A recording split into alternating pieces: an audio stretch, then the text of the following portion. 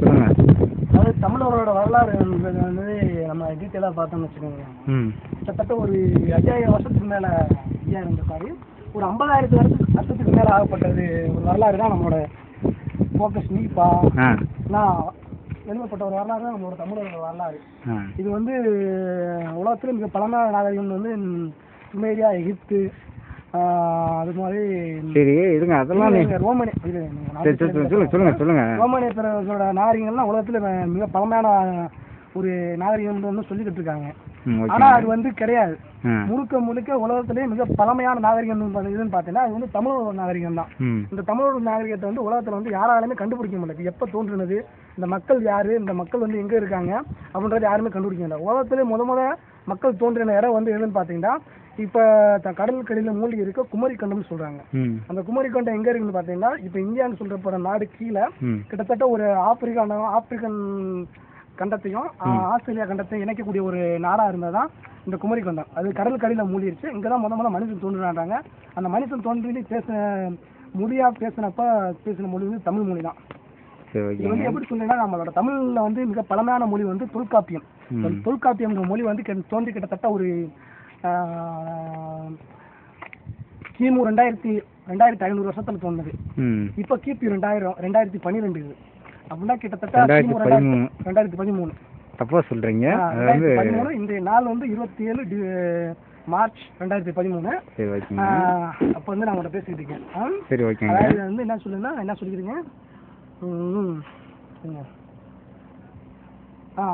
கிட்டத்தட்ட ஒரு 2500 வருஷம் பிளஸ் 2013 வருஷம் தான் கிட்டத்தட்ட ஒரு 4500 வருஷம் ஆச்சு. அதாவது ஒரு தொல்காப்பியன்ற சொல்லுற நூல் வந்து ஒரு இலக்கிய நூல். அதாவது நம்ம வந்து ஒரு மொழியை வந்து இலக்கிய வடிவில் சொல்லி வச்சுக்கோங்க. அந்த இலக்கியத்தை ஏற்படுத்துறதுக்கு கிட்டத்தட்ட ஒரு 1000 வருடங்கள் ஆகும். அதாவது நம்ம வந்து இப்போ வந்து உதாரணமாக எடுத்துக்கிட்டோம்னு வச்சுக்கோங்க. ஆங்கிலம்ன்றது வந்து ஒரு மொழி தான். இந்த மொழி வந்து என்ன சொல்றதுன்னு பார்த்தீங்கன்னா நம்ம வந்து எல்லாருமே ஆங்கிலம்ன்ற ஒரு மொழியை வந்து பேசலாம். ஆனால் அந்த ஆங்கிலம்ன்ற மொழியை ஒரு கிராமரேட்டிக்காக பேசணும்னு வச்சுக்கோங்க.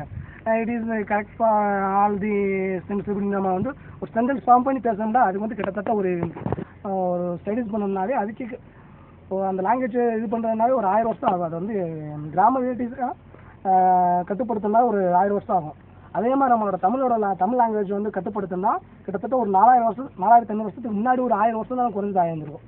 அப்படின்னா கிட்டத்தட்ட ஒரு 5500 வருஷம் ஆயிருக்கும்.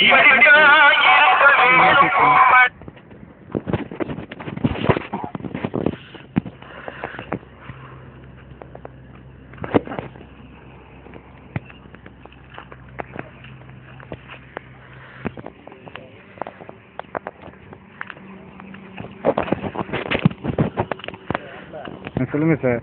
அதாவது இப்போ நான் சொல்லிக்கிறது என்னன்னா கிட்டத்தட்ட ஒரு 5500 வருடங்களுக்கு முன்னாடி வந்து தோன்றின மொழின்னு சொல்றேன். இது வந்து என்னோட ஒரு கணக்கு தான். ஆனால் ஆராய்ச்சியாளர்கள் என்ன சொல்றாங்கன்னா அதாவது நான் வந்து ஒரு இன்ஜினியரிங் ஸ்டூடெண்ட். பேசிக்காக நான் வந்து ஒரு இன்ஜினியரிங் ஸ்டூடெண்ட். தமிழ் மேலே இருக்க ஒரு அன்பு, ஒரு வெறி, ஒரு பசின்னு கூட சொல்லலாம். யாருமே தமிழை கண்டுக்கிற மாட்டேன்றாங்க கூட சொல்லலாம்.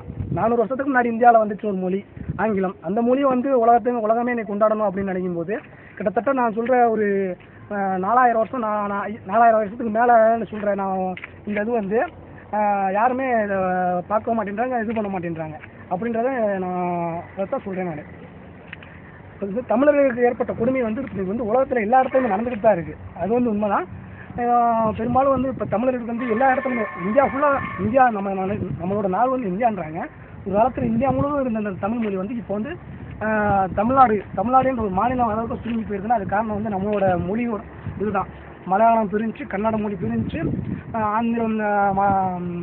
ஆந்திரா மாநிலத்தில் பேசக்கூடிய ஒரு தெலுங்கு மொழி பிரிஞ்சு எல்லாமே தமிழ்ல தான் பிரிஞ்சிருக்கு. எல்லாமே கிட்டத்தட்ட தமிழோட ஃபேமிலியும் வரும் அந்த மொழிகள் ஃபுல்லாமே.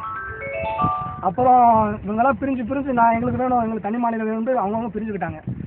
அதே மாதிரி தான் ஈழம்ன்றது வந்து உங்களுக்கு தெரியும். இன்றைக்கி வந்து ஈழத்தில் நடக்கிற பிரச்சனை உங்களுக்கு தெரியும். அதுக்காண்டி தான் இன்னைக்கு நிலைமைக்கு கிட்டத்தட்ட ஒரு 15 நாட்களுக்கு மேலே அங்கே வந்து மாணவர்கள் நடத்திய போராட்டம் உங்களுக்கு தெரிஞ்சுக்கிட்டு இருக்கோம். தமிழ்நாட்டில் இப்போ தான் ஒரு புத்துணர்ச்சியான இயக்கம் அப்படின்னு சொல்லி மாணவர்கள் வந்து ஒரு வெறித்தனமாக போராடிக்கிட்டு இருக்காங்கன்னு சொல்லணும். அது வந்து எல்லா மாணவர்களும் போராடணும்.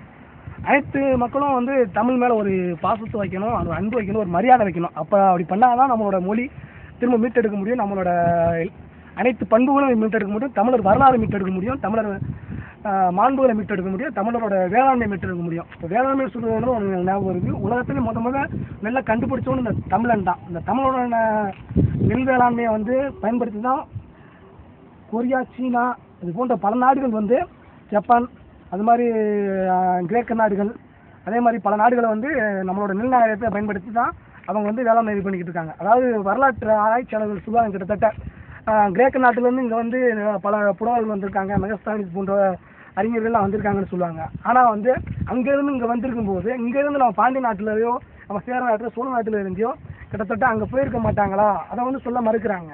ஏன்னா சேர சோழ பாண்டியர்கள் எல்லாமே ஒரு தமிழ் வேந்த வம்சங்களை சேர்ந்தவங்க. அந்த தமிழ் வேந்த வம்சங்கள் யாருன்னு பார்த்தா இன்னைக்கு மல்லர் என்று சொல்லக்கூடிய தமிழ்நாட்டில் ஆளக்கூடிய ஒரு தேவேந்திர குல வேளாளர்கள் என்ற சமூகம். இந்த சமூகத்தை பற்றி யாருக்குமே அக்கறை இல்லைன்னா சொல்லணும். பட்டு நான் அந்த சமூகத்தை சேர்ந்ததுனால இந்த வீடியோ நான் வந்து உங்கள்கிட்ட சொல்லிக்கிறேன். அப்படிப்பட்ட ஒரு இன்னைக்கு ஒரு ஷெட்யூல் காஸ்ட்னு ஒரு அட்டனை பட்டியலில் இருக்கிறதுனால இவங்களை வந்து தாழ்ந்தவர்கள் என்று திட்டமிட்டே மறைக்கிறாங்க. அது வந்து யாருன்னா ஒரு இப்போ ஆளும் வர்க்கம் என்று சொல்லக்கூடிய அனைத்து மக்களும், தெலுங்கர்கள், கன்னடர்கள், அதே மாதிரி பார்ப்பனர்கள் என்று சொல்லக்கூடிய ஐயர், இங்கே எல்லாருமே நம்மளோட வரலாறு, தமிழரோட வரலாறை மறைச்சிக்கிட்டு தான் இருக்காங்க. அது போக என்னன்னு சொன்னா இப்போ வந்து வேளாண்மைன்னு அதைத்தான் சொல்லுவாங்க. வேளாண்மைன்றது வந்து சிறு அப்படியே கொஞ்சம் கொஞ்சமாக குறைஞ்சிக்கிட்டே இருக்குது. எல்லா இடத்துலையும் அவனால கல்லை ஊண்டி ரியல் எஸ்டேட்டுன்னு ஆரம்பிச்சிடுறாங்க. அப்புறம் எல்லாம் சாப்பாட்டுக்கு எங்கே போகிறான்னு பார்த்தா இதை வந்து சொல்லக்கூடாது. அதனால் வேளாண்மை பாருங்கள்.